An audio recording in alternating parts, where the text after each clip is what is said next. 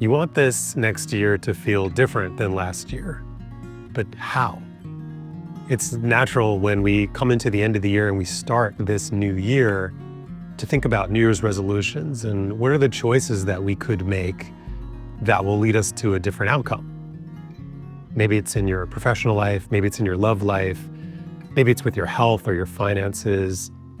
It's a great time of year to take stock and to think about, how did you get here?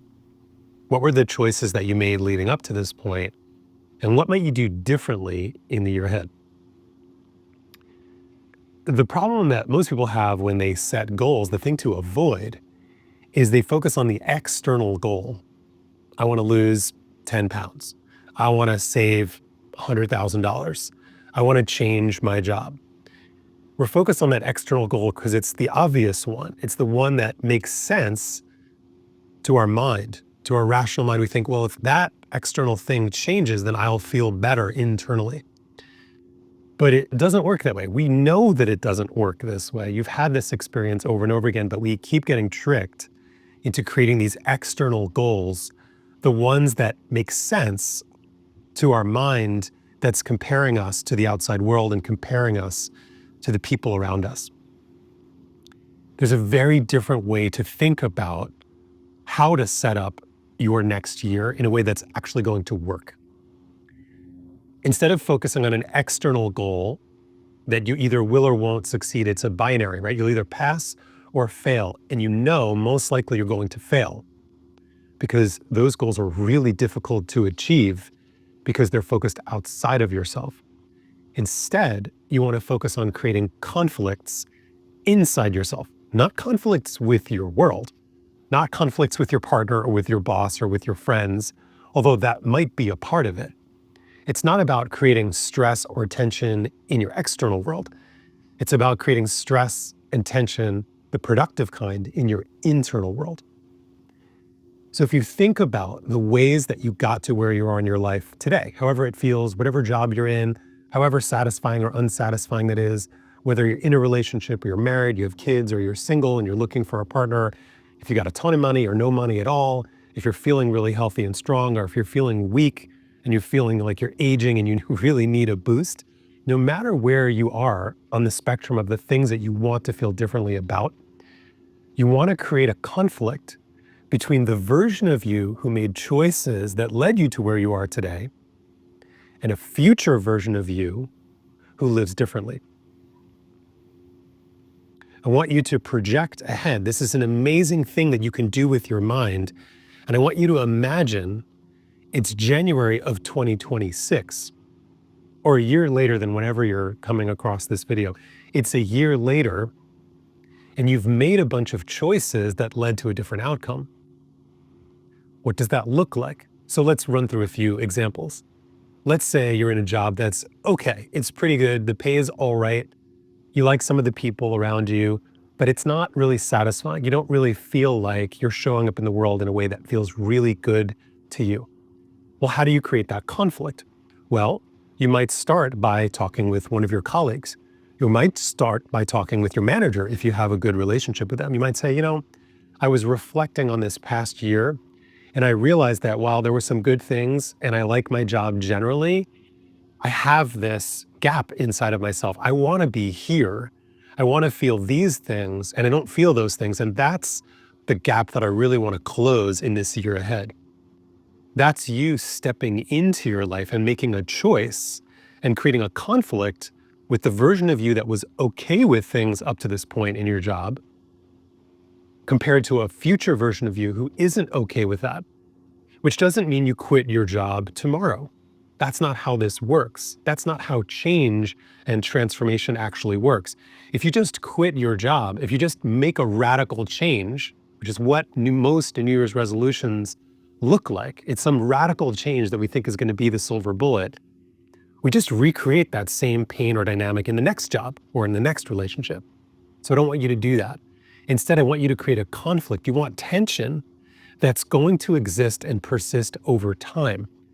So you're going to feel into day after day, week after week, okay, here's the version of me that was satisfied with this job the way that it was. Here's the version of me that wants something different. How am I doing in any given day. And you're going to work on assessing yourself, not waiting for someone else to assess you, but assessing yourself on that journey. Are you closing that gap? Are you living into the conflict between the type of work that you want to do in the world and the way you want to feel at work and the way that it feels today? So that's how you would create a conflict, a tension between a more authentic version of yourself that's harder to see, it's harder to feel, it's harder to describe because it's out there in the future, versus the current version of yourself that you know all too well, that makes certain choices in your life that lead to certain outcomes. So that's how you do it at work. How do you do it in your relationships? How do you create a conflict, a productive conflict, not between you and another person, but between you and yourself? So let's say you're in a relationship where you feel misunderstood.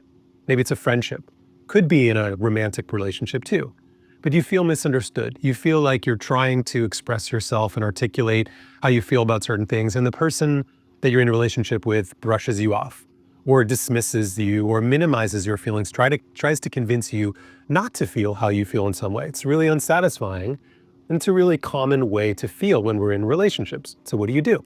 How do you create a conflict? Same principle. So you're going to start with the version of you who says, okay, well, I'm okay in that relationship. I made a bunch of choices. I don't speak up. I don't set boundaries. I don't share how I'm actually feeling about how that person is treating me. And that creates the status quo of my relationship with that person. Now let's think about the conflict.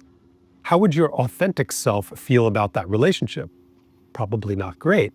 Your authentic self would be looking back from the future and saying, hey, you really need to stand up for yourself, not in a violent, confrontational way with that person, but to stand up for yourself, for your own self-respect, your own dignity. And you might say to that person, hey, I really value our friendship, but a lot of times when I feel like I'm trying to express myself, I feel like in some way or another you try to shut me down and it really doesn't feel good. It makes it harder to feel close with you. It makes it harder for me to feel great about this relationship, which is what I really want. See, it's actually the opposite of a conflict with your outside world. It's actually trying to become closer, to become more integrated into your outside world by creating that conflict within yourself. The other places in your life you can do this relative to your health and wellness. Especially around the holidays, you probably ate too much and maybe you drank too much and you probably didn't exercise enough. And that's okay. I'm not here to have you judge yourself. I don't want you to create a shame loop or spiral thinking like you did something wrong.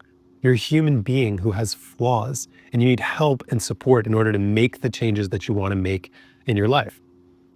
But you can take stock, and you made a bunch of choices leading up into the end of the year and over the course of the year. You probably didn't stay true to the exercise routine that you wanted to do. You probably didn't stick to a healthier version of eating, that whatever that version of eating is for you, that you've decided is the right diet for your body and your lifestyle and the way that your configuration of your life is. You probably let it slide, or maybe you didn't stick to it in the ways that you wanted to. And you probably let the stress get the better of you. Who doesn't these days? So how do you create that conflict with yourself? Well, think into the future.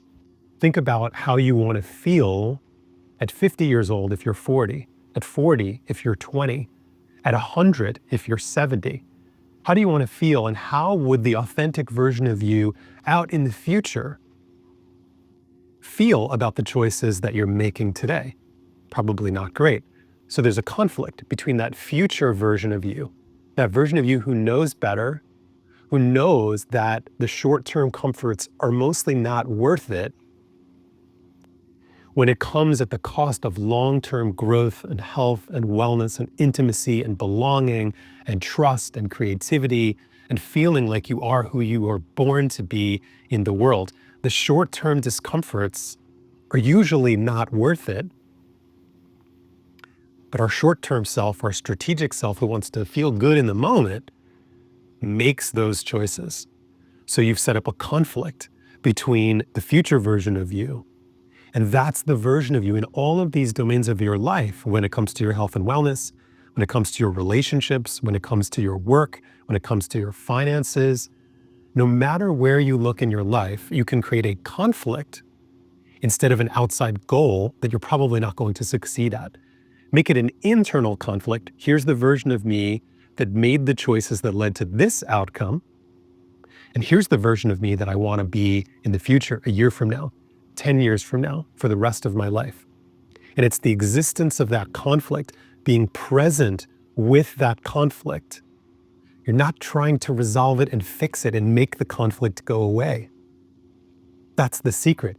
The conflict is your friend. You want that conflict. You want to feel that tension between the you are today and the you that you want to be. That's where you find your motivation.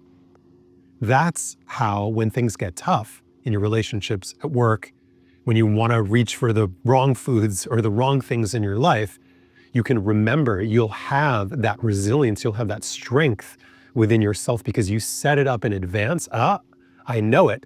This is that current version of me. That's that short-term thinker who wants that little bit of pleasure, who wants that little bit of comfort. That's okay. I'm not going to judge that version of me, but there's another version of me that I've been working on and I've been building strength around. And that's the version of me that I'm going to listen to in this moment. So as you think about creating these conflicts for yourself in all the domains of your life, that's a very different type of New Year's resolution than you probably have ever made before. You're going to need help. I want you to enlist people in your life, at least one really good friend, maybe somebody at work as well, maybe someone in your family, if you have someone who thinks this way, who's going to align with these values and isn't just going to minimize it and make it seem like it's not a big deal. This is a huge deal. This is a totally different way to think about your own personal growth, and it will lead you to a very different type of outcome. But that support is critical. Don't try to do this on your own. Then you'd be committing the same mistake that most people make with their New Year's resolutions. They write it down. They make a promise that's way too big, a commitment that's way too big to themselves, and they set themselves up for failure. So that's what I want you to do. Create 1 or 2 or 5 of these conflicts, write them down, and share that conversation in the coming days with someone you trust, with someone who you know cares about you and is going to help you out along the way.